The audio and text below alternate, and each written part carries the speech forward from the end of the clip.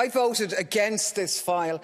Promoting the right to participate is obviously a noble goal, but this report twists it into an excuse to pretend that we're somehow in charge, to sit in judgment of Global South elections and interfere if we don't like the results. And to be honest with you, after the last month, I'm finding it difficult to understand why anybody would think that the rest of the world would give a damn what we think. For weeks, billions have watched as Europe has stood lock, stock and barrel behind our friend apartheid Israel. We call Israel a democracy. In this democracy, 4.5 million Palestinians live under occupation with no rights at all, victims of dehumanisation, arbitrary checkpoints, settler violence, brutalisation by security forces, a military court system and no vote.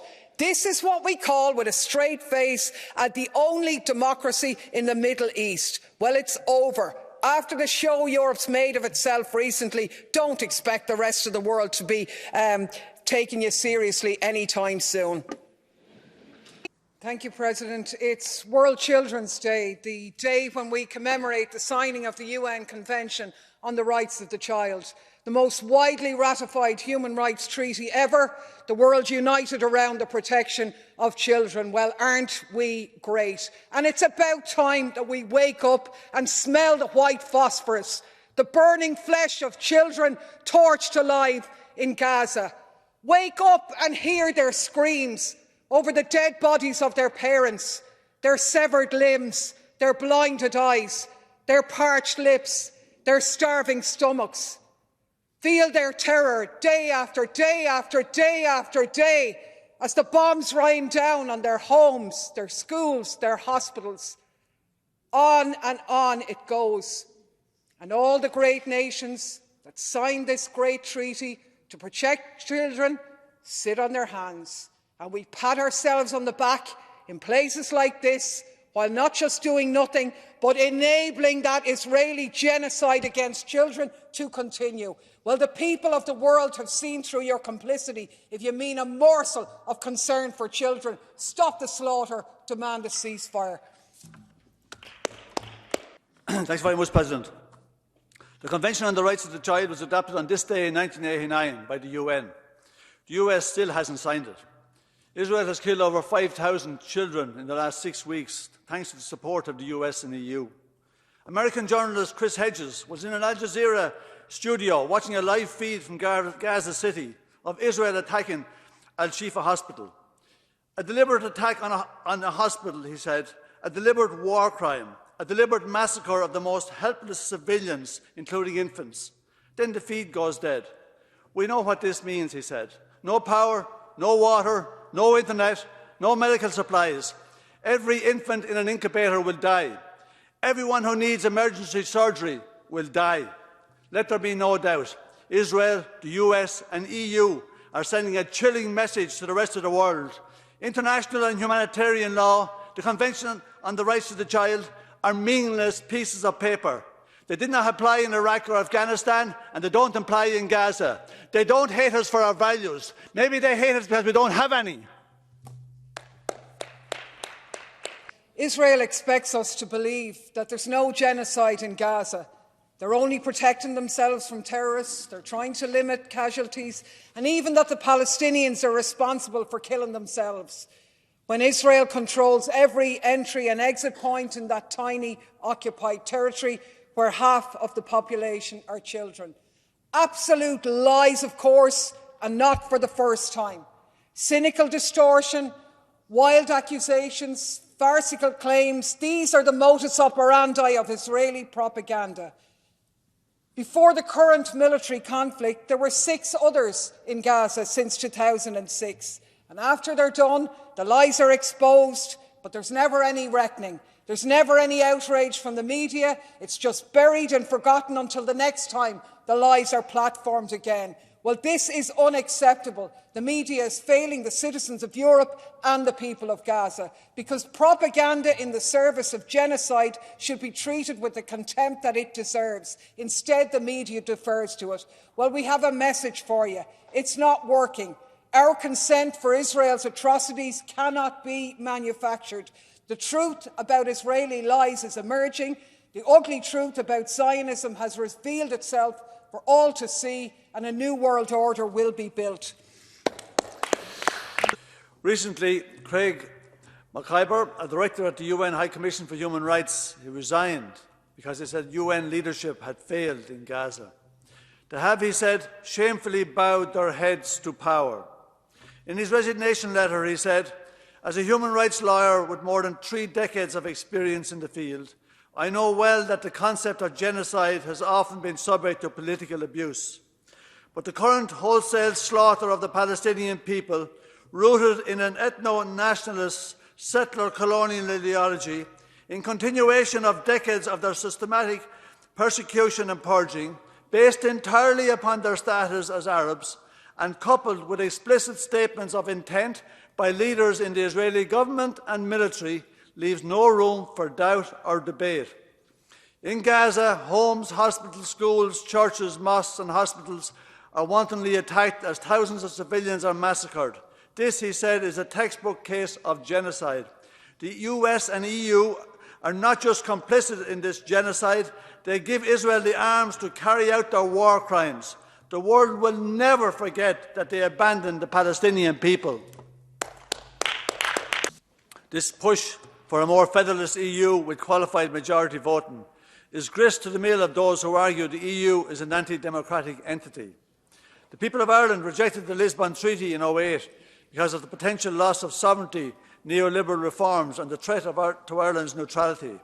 The second referendum saw the treaty accepted because of an intense yes campaign that threatened and bullied the Irish people into submission. Those who campaigned for the no vote have been vindicated and more. We could have imagined how militaristic the EU would become, how undemocratic it would become, where our foreign policy is being run by the United States. Now a proposal to go even further to silence minority positions, when only a small minority oppose a genocide happening before our eyes in Gaza. Those who are so keen to build a militarised Europe are doing untold damage to the European project that we yearn for. The people of Europe don't want your militarised Europe. Thanks very much, President. The reason businessmen using a secrecy jurisdiction to hide and move money has got into the news is, let's face it, because they're Russian businessmen. Now, I'm very glad to look at the ways in which the ultra-rich hide and protect their money and the people who help them do it. But I do have a worry, because feverish hatred of all things Russian in Europe, spurred on by geopolitical manoeuvring, has consistently now for years been weaponised to ram through measures in Europe which would otherwise be strenuously resisted by those who call themselves progressive. It's everywhere, from crackdowns on NGO financing to efforts to criminalise sanctions evasion that's going to make humanitarian work even more difficult than it is already. So it's the war on terror all over again. Anything back then was justified if you were combating terrorism. Now you can do what you like as long as you're fighting Russia. So I'd really plead with colleagues, be outraged by all means, but don't let it be used as another excuse for policies that will end up being used against civil society, while the oligarchs, Russian, Ukrainian, Europeans, will find ways, and they will find ways, to carry on as before.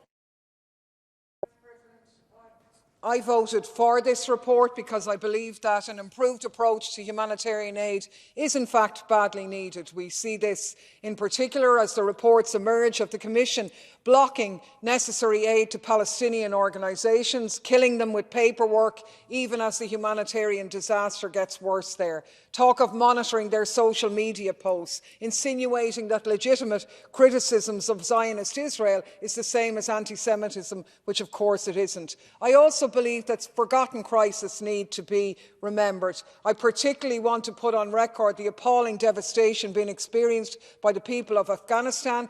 2 years after the US withdrawal, the country is as unstable as it was. Their bank assets are still frozen and taken by the West. We had a recent earthquake where 3,000 people died, and it didn't even get a mention in the newspaper. Over 1 million Afghans are being expelled from Pakistan with nowhere to go. How much is this people supposed to expect? They face a deadly winter, 400 million needed by the World Food Bank, and not a fraction of that money coming before them. Thank you very much. I think it would be utterly hypocritical of us to mark International Day for the Elimination of Violence Against Women without calling for a ceasefire in Gaza. Because what greater violence is there than murder? And in the last 47 days, at least 3,800 Palestinian women have been murdered in Gaza by the apartheid state of Israel. 800,000 of them have been displaced, 50,000 of those are pregnant. Against a shattered health service, they're undergoing caesarean sections on hospital floors without anaesthetic. Register and recognise the violence of that. Now, the UN Special Rapporteur on Violence Against Women has said that since October 7, the assault on Palestinian women's rights has reached new and terrifying dimensions. But this hasn't only started in October. Palestinian women have endured years of ruthless violence under Israeli occupation. Ahed Tamimi was a symbol of Palestinian resistance in 2017 when she was imprisoned at the age of 16. She's now back in prison again. We have to stand by all women. Release Ahed Tamimi. Thanks very much, President. I voted against this report. For decades, European space efforts have been civilian, and this report attempts to move us away from that.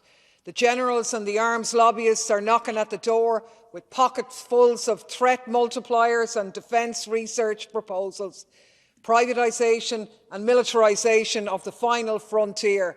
One great stride for war and one giant leap for profit. And the MEPs are going along with it. The first cosmonaut, Yuri Gagarin, wrote, "Let us preserve our planet, not destroy it." 2 years ago, William Shatner, at 90, became the oldest ever astronaut. Looking down, he saw life in the face of climate devastation and described it as the strongest feelings of grief I have ever had. The clock is running out. We don't have time to waste colonising our solar system. Militarising space will not solve world conflicts. It will only make them worse. We call on the EU to change course, to embrace peaceful cooperation and scientific discovery on our planet's surface and above it. This is not a serious report. It's reckless and irresponsible in the extreme. I voted against it. The greatest risk to EU space infrastructure is the abundance of space traffic and debris. The solution is to develop a UN-level and effective framework for the coordination of space situational awareness and to develop norms and principles for space debris removal. Instead, the report weaponises trumped-up nonsense and threat inflation about goodies and baddies, with the aim of militarising and creating an arms race in space while cutting off avenues of international cooperation. A bonanza for the arms industry, whose money is obviously well spent wearing out the carpets in the Commission and Parliament in Brussels, but a disaster for humankind, who need there to be a multilateral collaboration and a peaceful operating theatre in space in order to navigate the central threat to life on Earth, the climate crisis. We need a new international treaty to ensure peace, security and prevention of a space arms race. The report works against this essential need. Thanks, President. I voted for this report. The Parliament's position on spyware should be clear. No sale of it, no use of it, full stop, the end. It's not abuse that's the problem, as the resolution said. It's use. There's no way to use spyware that isn't abusive. It's a weapon, it's target our civilians, and no European government should be using weapons against its citizens, against civilians. Of course, it's no surprise at all that this was developed in Israel, Israel being infamous for at the cutting edge of technologies of vicious repression. It is the nerve centre of global development of technologies of violence, subjugation and control. Weapons and surveillance technology tested on Palestinians and marketed and sold to Western governments with boasts of its effectiveness in grinding people's rights into the dust. There's even a name for it, the Palestine Laboratory. Well, as long as this laboratory exists, the world is a more dangerous, violent place. And the cause of Palestine is the cause of the world. If anyone in here cares about human rights, you'll wake up and recognise that.